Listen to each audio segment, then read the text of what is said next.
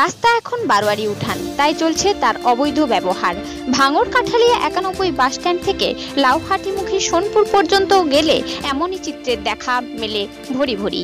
এই রাস্তার জায়গায় জায়গায় প্রায় মাঝ অংশ অবধি চলেছে এই অবৈধ কার্যকলাপ। কোথাও বাড়ি নির্মাণের বালিস্তূপ, তো কোথাও চলছে বাড়ি নির্মাণের মশলা মাখানোর কাজ। এমনি অবৈধ কাজ যে অদূর ভবিষ্যতে দুর্ঘটনার কারণ হতে পারে তা অনস্বীকার্য বলে মনে করছে ভাঙড় টু লাউহাটি রোডের পথচারীরা। তাদের মতে কারণ ছোট হোক, কিন্তু তা থেকে ঘটে যাওয়া ঘটনা যে কত মারাত্মক আকার ধারণ করতে পারে তা ভাবনার অধিক। তাই এই সকল অবৈধ কাজ বন্ধের জন্য প্রশাসনের প্রতি আবেদন জানাচ্ছেন তারা।